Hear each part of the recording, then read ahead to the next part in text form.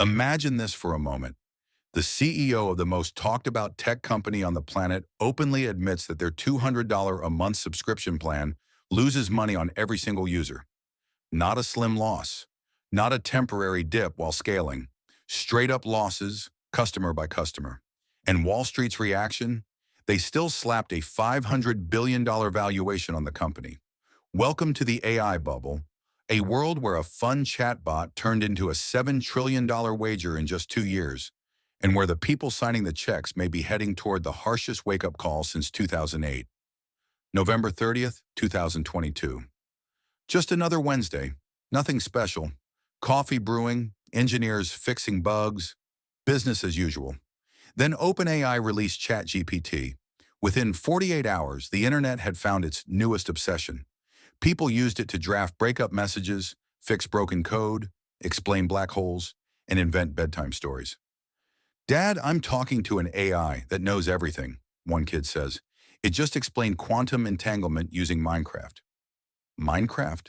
In its first 5 days, it hit 1 million users. 2 months later, 100 million. The fastest adoption curve of any app ever recorded. Instagram needed 2.5 years to reach 100 million users. Facebook took 4.5. ChatGPT did it in 60 days. Silicon Valley didn't celebrate. It panicked. Inside Google's headquarters, executives were spiraling. "We invented this," they said. "The transformer model came from us. Our names are on the research paper. So why is my kid using ChatGPT instead of Google's AI?" Because they were afraid to release it. "Then release something now," the order came. "Call it Bard. Call it Gemini. I don't care. Ship it." Google rushed. The technology had been sitting there for years, but fear held it back. Fear of lawsuits, backlash, and bad headlines. OpenAI didn't hesitate. They launched first. And in tech, being first matters more than being perfect. Within weeks, Microsoft dropped $10 billion into OpenAI, with another $3 billion waiting in reserve. Google hurried Bard to market, and it immediately hallucinated during its first public demo. Amazon started pouring billions into Anthropic. Startups barely needed a pitch anymore. "We're a dog-walking app, but the optimization uses machine learning." Say no more. "Here's $50 million. Don't you want to see the demo?" "No, take the money." By mid-2023, mentioning neural networks or large language models in a pitch deck was basically a license to print cash. Companies with no revenue, no product, sometimes nothing more than a team and a Google Doc, were raising $100 million rounds. The bubble delivered wonders like AI toothbrushes, AI recipe generators, and AI dating coaches.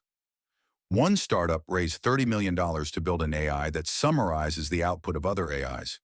That was the moment we officially reached peak absurdity, but the real madness came from hardware. GPUs, small, unassuming computer chips, suddenly became more valuable than gold or oil. NVIDIA exploded into one of the most valuable companies on Earth.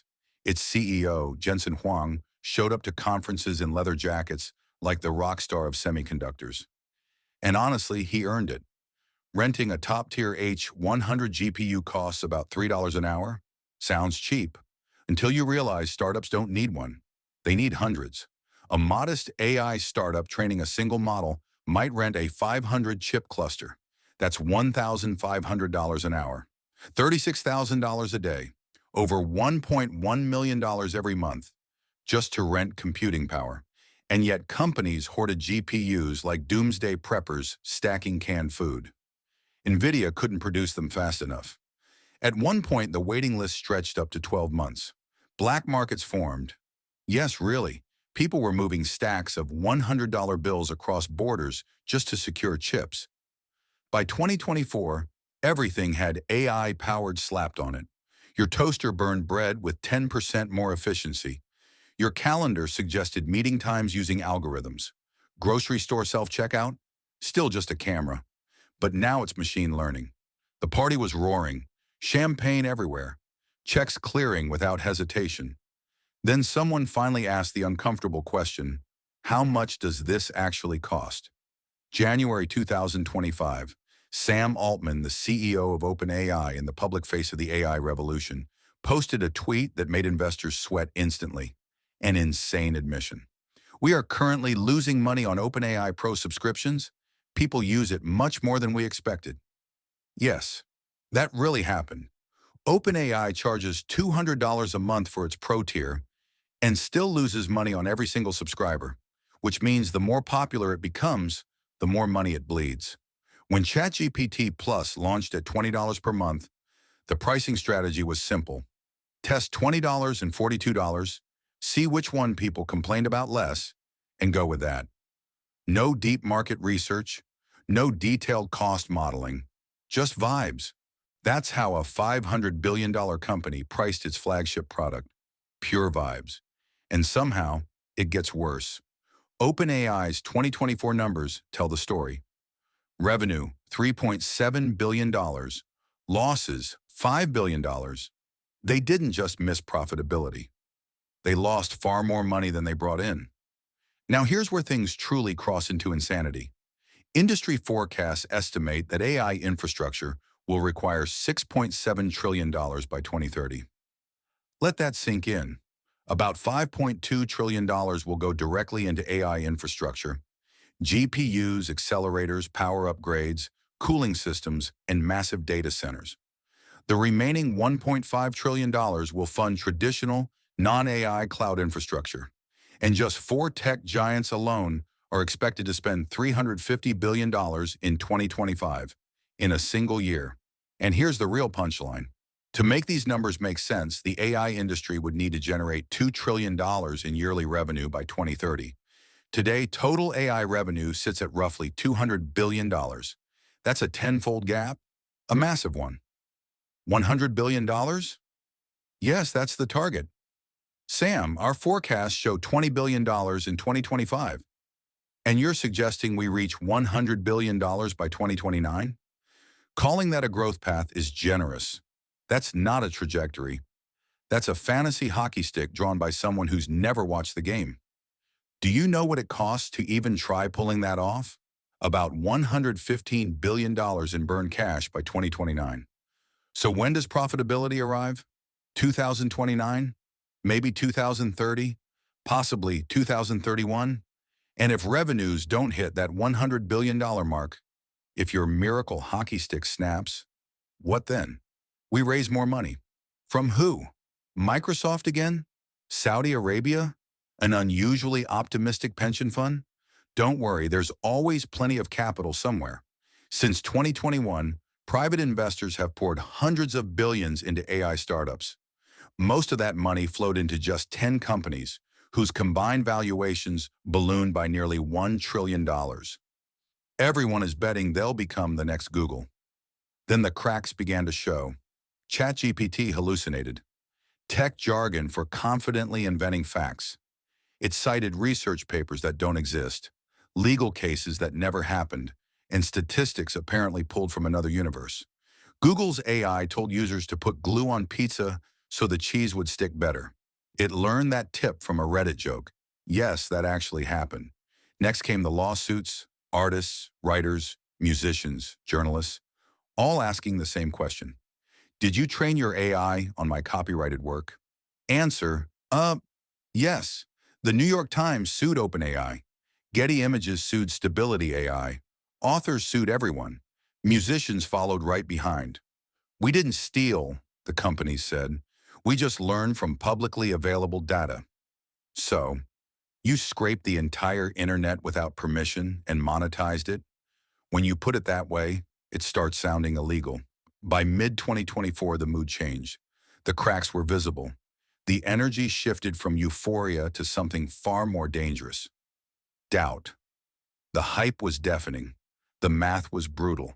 And the same uneasy question started buzzing in everyone's head like a mosquito at 3 in the morning.